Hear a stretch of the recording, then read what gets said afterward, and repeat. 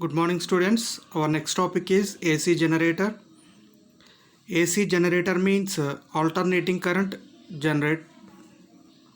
So it is working on the principle of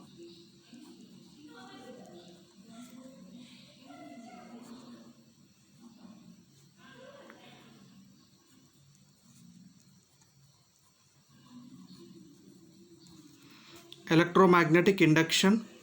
Here we can convert the mechanical energy to electrical energy. So in AC generator we can generate the alternating EMF by the principle of electromagnetic induction. Here we can generate mechanical energy to electrical energy. So what is electromagnetic induction? Already you know, the flux through the coil is changes and EMF is induced. But here the EMF is induced in for every half cycle the direction of the induced EMF is changes for every half cycle rotation. So first of all we'll go for the construction part of the AC generator. So here it consisting of a north pole and it is the south pole. North pole and south pole. So what is the direction of the magnetic lines of force? So the magnetic lines of force started from north pole and they will be ended at south pole. Where to where the magnetic lines? So from north to south. The magnetic lines of force moving from north to south. So here you have to take the coil. So that coil, it is a rectangular coil. You have to take the rectangular coil.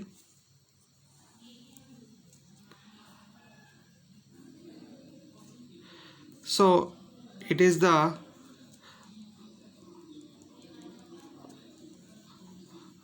axis of rotation along this. So it will be rotated. It is the rotator shaft. So the coil one end is connected to the one slip ring. It is the one slip ring and another will be connected to here the slip ring. So the ends of these slip rings will be connected to a carbon brushes. So these two ends will be connected to a load resistor. Across this load resistor we can take the output, that is the AC EMF here. So from where to where the magnetic lines of force started from north to south. Here the axis of rotator axis is perpendicular to the magnetic lines of force. This magnetic lines of force and this rotatory axis is perpendicular. The rotatory axis is perpendicular to the magnetic lines of force. So here you have to take the rotatory axis. Along this rotatory axis, if suppose it is the coil you have to take in. If suppose you have to take this coil, if it is rotated like this.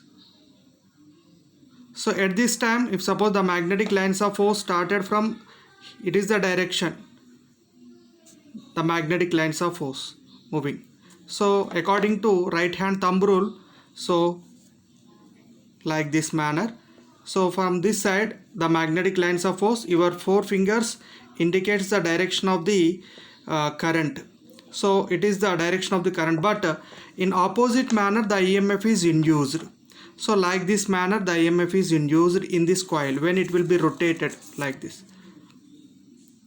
So at this time there is no EMF, there is no magnetic lines of force passing. Why? Because so if suppose the loop will be like this manner.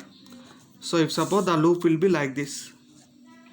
So there is no magnetic lines of force passes. Why? Because so it is the area vector. The area vector is perpendicular to this plane. Perpendicular to this plane. So the area vector is perpendicular and here B is the magnetic field. So B is the magnetic lines of force. It is the direction. It is the area vector. So the angle between them is equal to 90 degrees. But magnetic flux phi B is equal to here B dot A, BA cos theta. Here theta is equal to 90 degrees. Cos 90, 0. The magnetic flux passing through this unit area is equal to 0 when it will be like this manner. So when it is moving, when it is rotated by external means, it you have to rotate it like this. So you have to rotate it from here, it is the direction. So this edge you have to taken as a and this edge is I am taken as a B. So it is the edge A, here it is A, and again the edge bottom is B. If suppose you have to take the coil is rotated like this. So rotated like this means the magnetic flux through this loop will be increases. The flux through this coil will be increases. At that time the EMF induced in this coil will be induces like this manner. So why? Because it is the magnetic lines of force. So the EMF will be induced in opposite direction. So at that time the magnetic lines of force for if it is A to B, if it is rotated like this. So at the time A to B the magnetic lines of force will be passing. And next time it is the from here to here off, and it is off cycle rotation. Off cycle rotation, then after here the angle is equal to now 90 degrees. So first here 0 to 90. 0 to 90 means maximum magnetic lines of force passes. And again 180. It will becomes reversed. So now automatically the magnetic flux will be decreases. First 0 to 90 increases and 90 to 180 decreases. 90 to 180 decreases. Automatically EMF is decreases. Again 180 to 270. So at the time initially the magnetic lines of the EMF will be passing from where to where? A to B for this cycle. And now the EMF will be passing from B to A. For every half rotation the direction of the induced EMF will be changes. That is very important here. So if suppose it is rotating like this from A to for off road, it is the 90 degrees and it is 180. For after 180 completion, so the direction of the EMF will be now changes. The EMF will be changes. Again it is moving from B to A. Again the direction from B to A. And next direction A to B. And next B to A. Like that the induced EMF direction for every half period it will be changes like this manner. So you have to take a graph for that. If it is 0 to 90 increases, if it is like this 0 to 90 increases, and next 90 to 180, 90 to 180, so again it will becomes decreases. And next if it is moving from the induced EMF is moving from where to A to B, and next decreases, and again B to A, but in which direction? Opposite direction. In which direction? It will be opposite direction, again B to A. So that's why the induced EMF will be now like this, up to 270 increases, and again 270 to 360 decreases. So it will becomes maximum at 90 degrees and again maximum at 270 degrees. In between 0 270 degrees, 0 180 and again 360 degrees, it will become decreases. So it is the graph. So that's why this is called as the alternating current. That's why it is called as the alternating current. So it is very, very important. First of all, along if it is you have to take as A to B, and next half cycle it is moving from B to A. If it is the direction A to B here, and next B to A. So for every half rotation the direction of induced EMF will be changes. So you have to observe this phenomena here. So that's why we are getting the alternating EMF. So it is according to practical manner. Now we will go for theoretically. So the magnetic lines of force, the magnetic flux is equal to phi B is equal to here B dot A, BA cos theta. So here it will be rotated by a angular manner. At that time the theta is equal to here taken as the omega t. So that is equal to BA cos omega t. BA cos omega t. It is the magnetic flux. Here the magnetic flux is changes with respect to time. So according to Faraday's law of induction, what is the formula? N into d phi b by dt is equal to, what is that? EMF. It is the formula. So that's why EMF is equal to here but negative sign here. EMF is equal to minus n into d by dt of BA cos omega t. So minus n BA taken outside. Why? Because the magnetic flux, magnetic field and area remains constant, but here which will be changes, the angle of rotation will be changes. So automatically d by dt of cos omega t, differentiation of cos omega t is equal to minus sin omega t. Again omega t differentiation, we are getting the omega, that means minus nba. So differentiation of cos omega t is equal to minus sin omega t again into omega.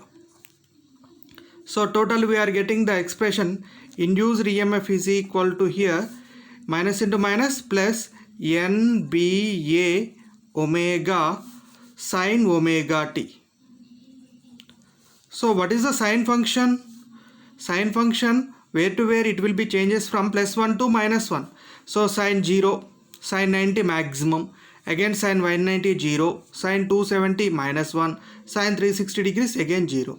So the induced EMF is equal to maximum at plus 1 and in positive direction, negative direction it is minus nba omega. So what is the expression we are getting here? Induced EMF is equal to nba omega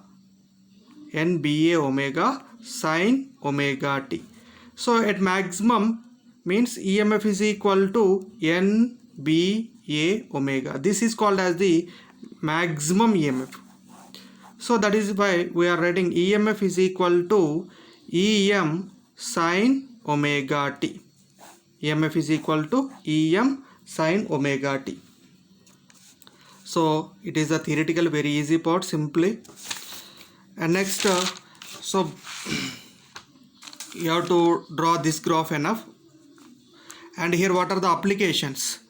In commercial generators, the mechanical energy is required for rotation of the coil is provided by the water falling from height at dams. These are called hydroelectric generators. So at dams the water will be falling. At that time the rotation of the turbines is there. At that time we can generate the electrical energy by rotating of the turbines. So this phenomena is called as the hydroelectric generators. And thermal power plants, we can generate the thermal electrical energy. So water is heated to produce the steam by using coal, other sources. The steam at a high pressure produce the rotation of the coil.